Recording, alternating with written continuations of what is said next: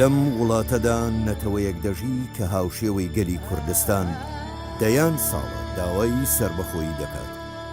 لەو پێناوەدا 30 ساڵ شەڕی خوێناویان کردووە. هاتوین بزانین لە دوای نەمانی دەنگی چەکەکانیان ئایا هێشتا نەتەوەی تامیل داوای دەوڵەتی سربەخۆ دەکەن یان نەوە نوێیەکانیشیان دەبێت خەون بەو خەونە گەورەیەوە ببینن.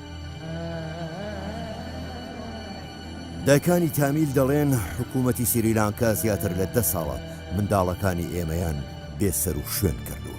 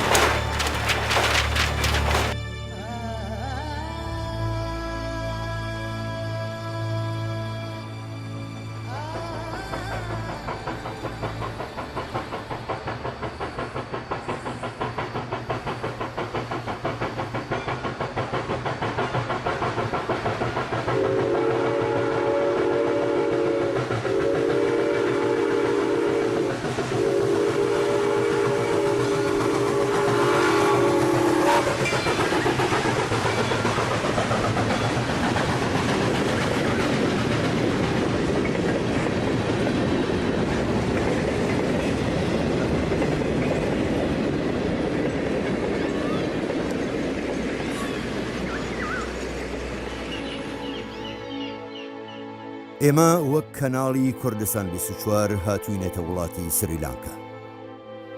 لە باشووری هیندستان ئەم وڵاتە هەتا ساڵی 1972 ناوی سیلان بوو. میلەتانی جیهان بە وڵاتی چاو برنج دەیناسن. ژمارەی دانیشتوانەکەی 21,270,000 کەسە. بە پێی وتەی باوەڕدارانی ئاینی بودی و ئیسلامەکانی سریلانکا، ئادەمی پێغەمبەر کە لەسەر مرۆڤ لە بەهەشت دەرکرا لەسەر ئەم چیا بەرزە پێی ناوەتە سەر زەوی و شوێن پێی لێرە هەڵگیراوە و مرۆڤایەتی لێرەوە دەستی پێکردوتەوە. کەچی سەرباری ئەوە هەر لەم وڵاتەدا بەدەیان ساڵ مرۆڤەکان بۆ سڕینەوەی یەکتر شەڕیان کردووە. هەتا چاو بڕکات دارستان و سەوزاییە. لە نێوەم دارستانانەدا سەدان چیرۆکی نەبیستراو هەیە کە لەمڕۆدا تەنیا گەشتیاران سەوزاییەکەی دەبینین و چیرۆکەکانیان بوونەتە بەشێک لە ڕابرد و چیرۆکی نەتەوەیە کە چەکیان لەشان کرد و گوتیان ئێمەش دەوڵەتمان هەیە. ئەوان خوێن و فەرمێسکیان ڕشت بۆ ئەوەی لەسەر خاکی خۆیان بە ئاسوودەیی بژین.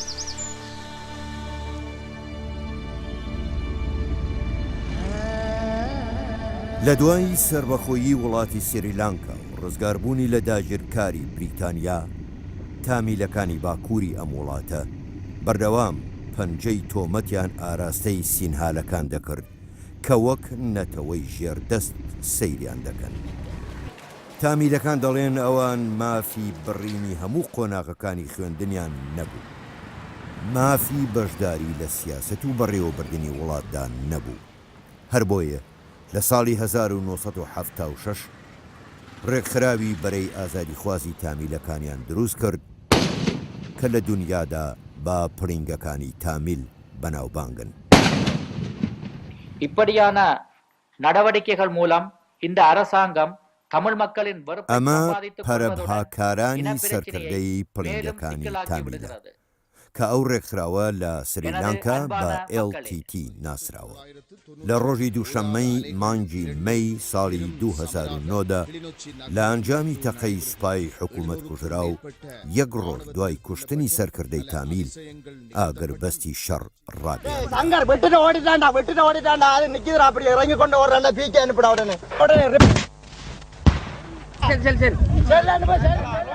தமிழீழத்தின் அழகு தனி அழகு, எங்கள் தாயகத்தின் பெருமை அறியும் உலகு. لە شاری کۆڵۆمبۆی پایتەختی سریلانکاوە 400 کیلۆمەتر بەرەو باکوور دەبڕین. دەڕۆینە شاری جەفنا. ئەو شارەی لە ڕابردوودا پێگەیەکی گرنگی پڵینگەکانی تامیل بووە. تامیلیەکان زۆرینەی شارەکە پێک دەهێنن کە ئاینی سەرەکیان هیندۆسیە.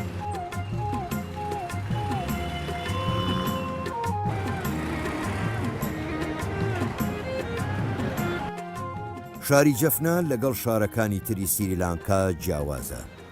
تەنیا بە تێپەڕین بە شەقامەکاندا هەست بە ناتەواوی باڵانسی ژیان دەکەی لێرە. ئاسەواری جەنگ بە سیمای شاری جەفناوە دیارە کە دوای 8 ساڵ لە جەنگ هێشتا شوێنەواری فیشەک و پاشماوەی شەڕی خوێناوی بەسەر باڵەخانەکانەوە ماوە. لە ناو شاری جەفنا پەرستگایەکی گەورەی ئاینی هیندۆسی هەیە. ئەم پەرستگایە یەکێکە لە پەرستگە گرنگەکانی سریلانکا و باوەڕدارانی هیندۆسی بە جۆرێک لە وڵاتی هیندستانیشەوە سەردانی دەکەن. هیندۆسی لە دوای ئاینی بودی دووەم ئاینی گەورەی ئەم وڵاتەیە کە زۆربەی تامیلەکان هەڵگری بڕوای هیندۆسین. لە سەدا 20 خەڵکی سریلانکا لەسەر ئاینی هیندۆسین کە یەکێک لە پێناسەکانی ئەم ئاینە بوونی فرەخوداییە، خودای سەما و خودای تووڕێیی و خودای میهرەبانی و دەیان خودای تر.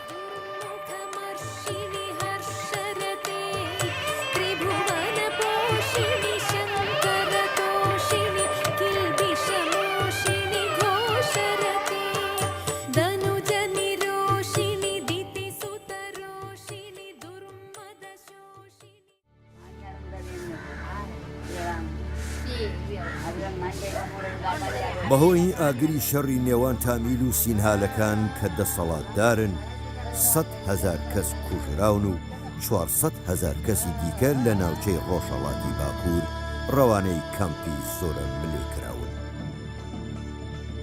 تامیلەکانی دانیشتوانی ئەم کەمپە ماوەی 26 ساڵە لێرە نیشتەجێ.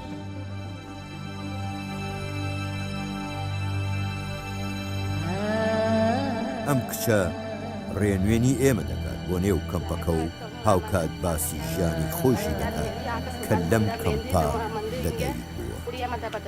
هەموو تەمەنم لەم کەمپا بەسەر بردووە. لێرە چوومەتە مەکتەب و نەمتوانیوە خوێندن تەواو بکەم و ئێستا خەریکی درومانم لە ماڵی خۆمان کە زۆر بچووکە و کارکردن لە نێو ئەم ماڵە بچووکە زۆر قورسە. هەموو کەسێک لەم کەمپە دەیەوێت بگەڕێتەوە سەر زەویزاری خۆی و خەریکی کشت و کاڵ بن و نایانەوێت لێرە بژین. هەتا ئێستا 5 نەوە لێرە گەورە بووە و لێرە دەژین. هیوادارم جیلی تازا وەک ئێمە گیرۆدەی کەمپ نەبێ و لێرە نەژی. بۆ کچان ژیانی کەمپ زۆر ناخۆشە لەبەر ئەوەی کاتێک دێتە سەر باسی هاوسەرگیری خەڵک بە جۆرێکی تر سیرمان دەکەن و هەر کات داوای ئیش ئەکەین کە بزانن لە کەم دەژین کارمان نادەنێت. حکوومەت هەموو جارێک کە پێشنیاری شوێنی ترمان بۆ دەکات هەر کەمپە و لە ماڵی ئاسایی ناچێت.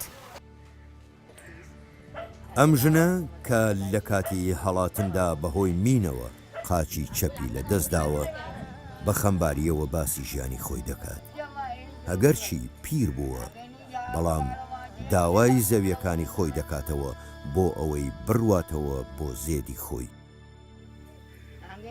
ئەمەوێ بگەڕێمەوە سەر ماڵ و خاڵی خۆمان. حکوومەت لێرە دەست بەسەری کردوین و ناتوانین بگەڕینەوە بۆ سەر مڵک و ماڵی خۆمان.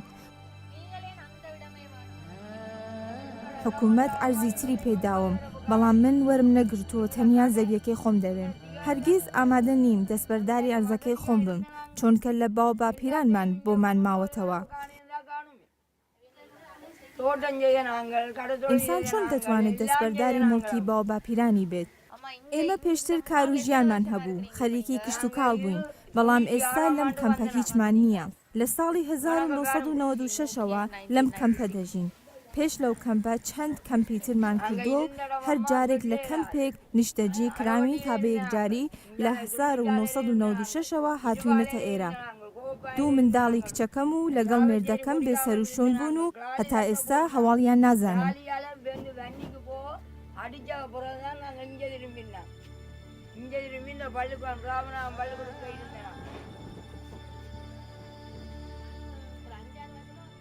ئەم بەرپرسەی حکوومەت کە سوپاسالاری پێشووی حکوومەتی سریلانکا بووە نایشارێتەوە کە ئەم خەڵکانە بە فەرمانی سوپای وڵات لەوێ نیشتەجێکراون و دەڵێت ناوچەکانی ئەوان کەوتۆتە ناو بازنەی ئەمنی.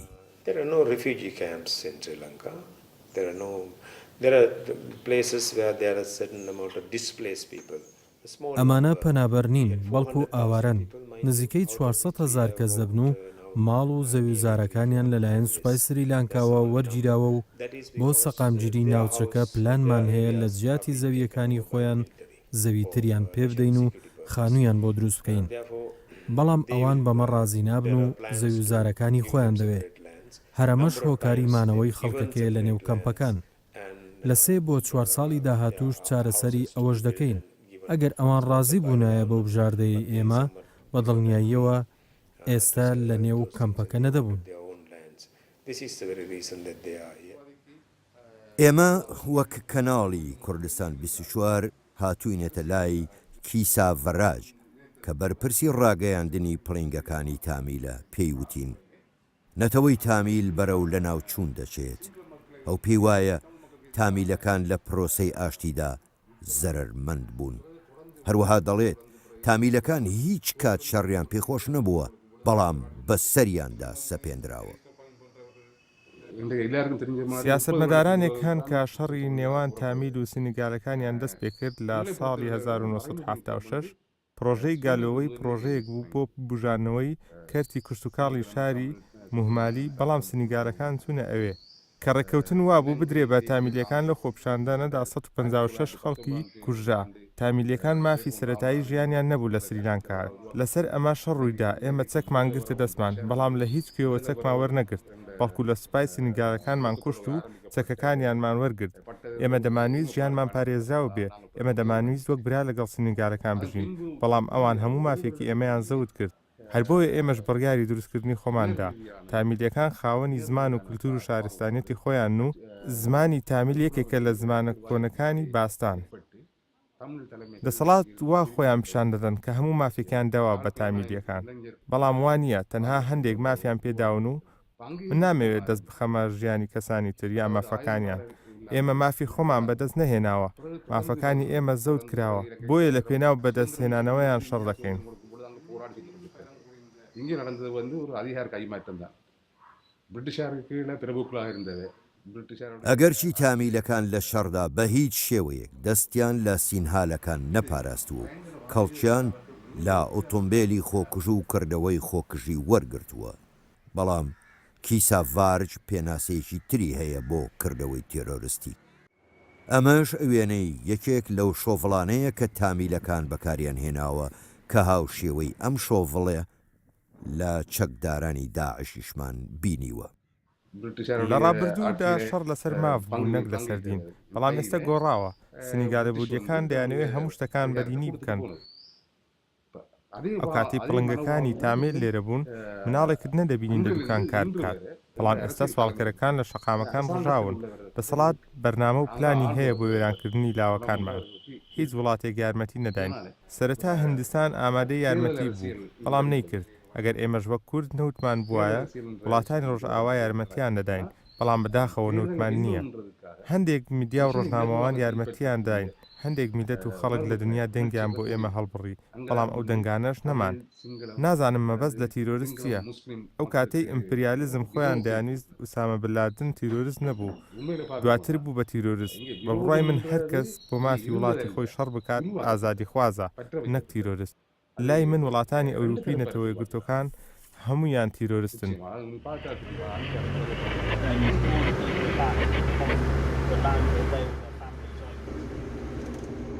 ئێرە ناوچەی مۆحمادیە لە پارێزگای کلۆنۆچی کە بارەگای سەرەکی پڵنگەکانی تامیل بووە دوایین فیشەکەکانی جەنگ لێرە تەقیوە و شەڕی دەستە و یەخەی تێدا کراوە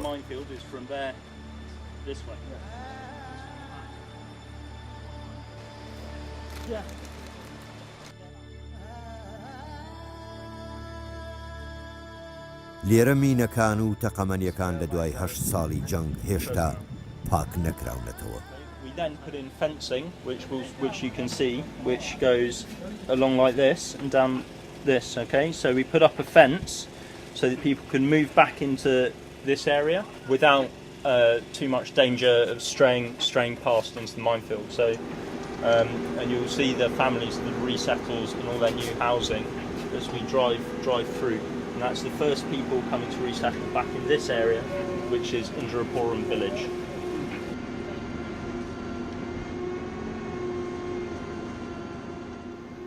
ڕێکخراوێکی بریتانی خەریکی هەڵگرتنەوەی مینە و بەرپرسەکەیان دەڵێ تەنیا لە ساڵی 2017 بە سەدان هەزار مین و کەلوپەلی جەنگمان هەڵگرتووەتەوە.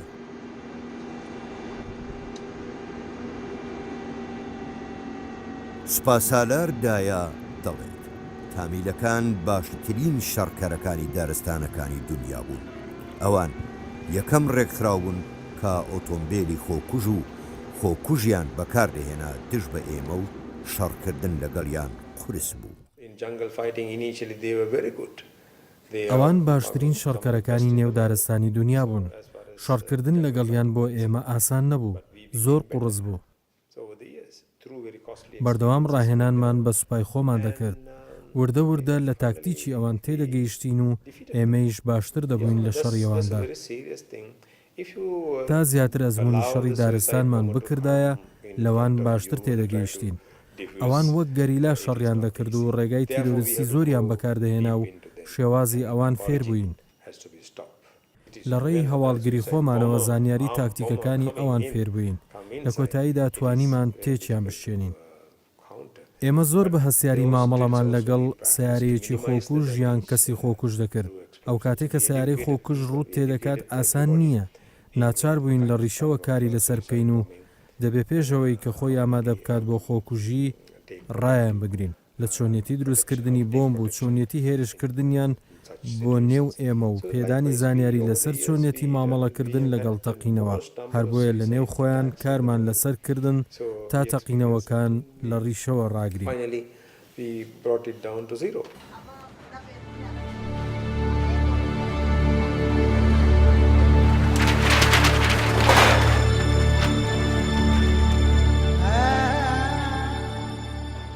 ئەمانە وێنەی بێسەر و شوێن کراوەکانن. دایکێک چاو بەگریان،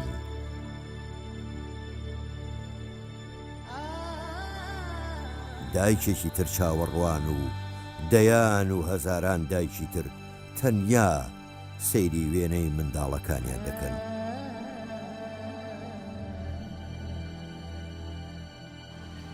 ئەم دایکانە ساڵانە 6 مانگ لە نێو ئەم چادرەدا مان دەگرن و وێنەی ڕۆڵەکانیان بە سینگەوە دەنووسێنن. ئێرە شاری کلینۆچیە، ئەو شارەی کە خەڵکەکەی زەرەرمەندی گەورەی شەڕ بوون و ژمارەیەکی زۆر لە خەڵکی ئەم شارە لەلایەن دەسەڵاتدارانی سریلیان کاوە بێسەر و شوێن کراوە. بەس لە شاری کلینۆچی 6200 کەس بێسەر و شوێنە، بەڵام بە شێوەیەکی گشتی زیاتر لە 8000 کەس بێسەر و شوێنە. کوڕەکەی منیش لە 15/2009 بێسەر و شوێنە. لە ڕێ هەندێک بە دووادا چوونەوە ئەوەمان پێ گەیشتکە هەندێک لە مناڵەکانمان براونەتە کەمپی نەهێنی کە هیچ کەس نازانێت لەکوێیە، چونکە هەندێک لەوانە بێسەر و شوێن کراون توانیویانە بنەماڵەکانیان لە ڕێی جۆر بە جۆرەوە ئاگادار بکەنەوە لەوەی کە لە کەمپن و هەندێکیان وەکو کۆیلە لە بنکەوە بارگەکانی فەرماندەکانی سەربازی خەریکی کارکردن، بەڵام ئەمە تەنیا بەشێکیان کەوان، ئەوانی تر دیار نییەکیان بەسەر هاتووە. ئەوەی کە ئێمە داوای دەکەین ئەوەیە کە با کەس و کارە زیندووەکانمان بۆ بگەڕێنەوە و دواتر بە دووەدا چوون بۆ کوژاوەکانمان دەکەین.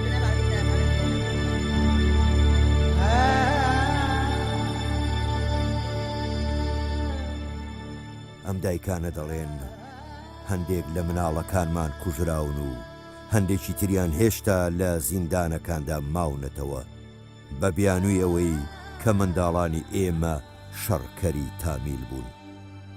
حکوومەتی سریلانکا داوای لە خەڵکی تامیل کرد کە خۆیان منداڵەکانیان ناونووس بکەن بۆ لێکۆڵینەوە. بەڵێنی ئەوەی پێداون کە دوای لێکۆڵینەوە ئازادیان دەکات، بەڵام لێکۆڵینەوەکە 8 ساڵی تێپەڕاندووە و هێشتا کەسیان نەگەڕاونەتەوە و بە پێچەوانەشەوە دەسەڵات بێسەر و شوێن بوونی منداڵەکانی ئەمان دەخاتە ئەستۆی تامیلەکان. Tamil Tigers and other terrorist organizations have been taking people ئەوە شتێکی ئاساییە لە جەنگدا خەڵک بێسەر و شوێن دەبێ. تامیل تایگەر و هەندێک گروپی تیرۆریستی تریش بە زۆر خەڵکیان بردووە بە تایبەتە و کەسانەی کە پەیوەست نەبوون بە تامیلەکانەوە. تەنانەت خەڵکێکی زۆری سیڤیلیش لەلایەن تامیلەکانەوە کوژران. هەندێک جار تەرمەکانیان دۆزینەوە و بۆ بنەماڵەکانیان دەجێڕینەوە. من لەوە تێدەگەم کە ئەو بنەماڵانە داوای منداڵەکانیان دەکەن و هەموو هەوڵێکمان داوە بیان دۆزینەوە. تەنانەت ئێمە وەڵاممان داونەتەوە، بەڵام ئەوان تێناگەن و پرۆسەی گەڕان لەلایەن حکوومەتەوە بەردەوامە.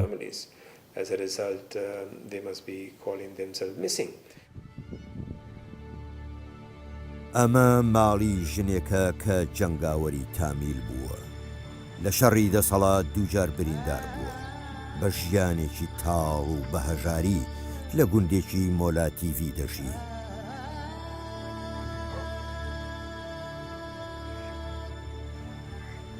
هاوسەرەکەی لە دەستداوە و هیوا دەخوازێت کە دیسان پڕینگەکانی تامیل شەڕ دەست پێ بکەنەوە بۆ ئەوەی دیسان وەک جەنگاوەر بەشدار بێتەوە.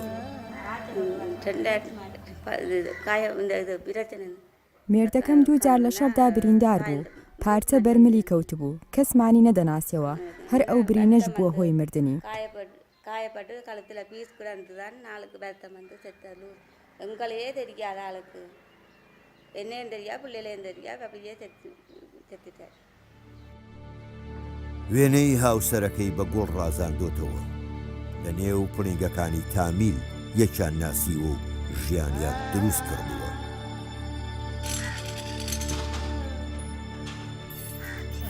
باسی چۆنێتی مردنی هاوسەرەکەیمان بۆ دەکات، بەڵام دۆخی دەرونی ناجێگیرە و ناتوانێت زۆر قسە بکات.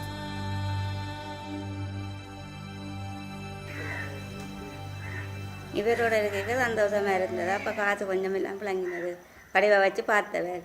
இவர் செத்த பிறகு بەر لەوەی مێردەکەم بمرێ ژیانێکی باشمان கூட هەبوو. வேண்டியது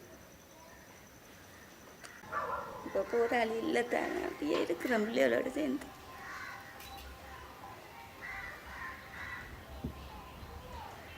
இயக்கம் بەڵام لە دوای مردنی ژیانمان زۆر قورس بوو. பிள்ளைகள் வளர்ந்தா போகலாம், பிள்ளைகள் இந்த ئەرکی ئەم دوو منداڵەش کەوتووەتە سەر شانی من. பிள்ளைகள் வளர்ந்தா விட்டுட்டு பிள்ளைகளை இடத்த கரை சேர்த்து போடு.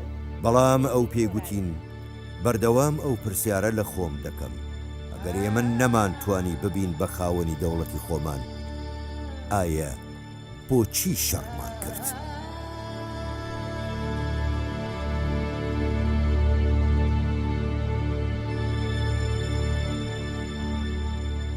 سریلانکا لە ئێستادا وڵاتێکی گەشتیاریە، ساڵانە بە هەزاران گەشتیار ڕووی تێدەکات. پلەی کەشوهەوا لە چواروەرزی ساڵدا نەگۆڕە و ئەمەش یەکێکە لە تایبەتمەندیەکانی ئەم وڵاتە.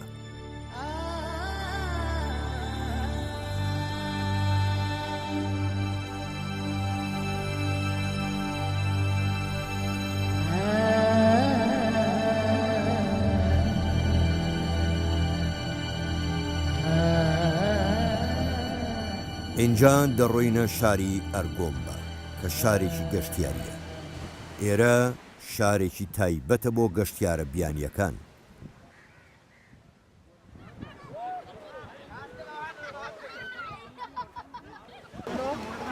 کە ئێوارە دادێت هەموو گەشتیارەکان بەرەو دیسکۆ دەچن.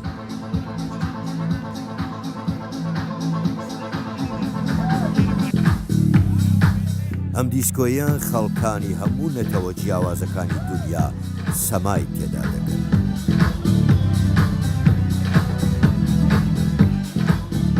لە ڕابردوودا ئێرە شوێنی مەشقی سەربازی و یەکێک بووە لە بارەگا سەربازیەکانی LTT. بەڵام لە ئێستادا ئاسەواری سەربازگەکە نەماوە و لە جێگای دەنگی فیشەک و وتافی سەربازی دەنگی سەما و مۆسیقا دەبیستی.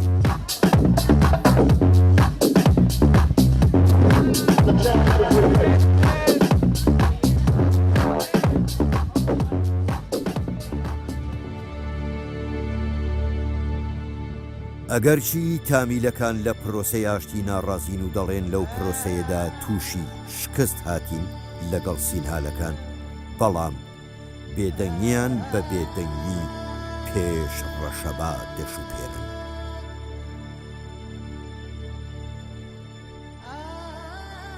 دوا پرسیار ئەوەیە ئایا خەونی سربەخۆی تامیلەکان دێتە دی یان بۆ هەتایە خۆری مافی چارەنووسی ئەم نەتەوەیە لە سریلانکادا ئاوا دەبێت. தமிழீழத்தின் அழகு தனி அழகு எங்கள் தாயகத்தின் பெருமை அறியும் உலகு. தமிழீழத்தின் அழகு தனி அழகு எங்கள் தாயகத்தின் பெருமை அறியும் உலகு. தமிழீழத்தின் அழகு தனி அழகு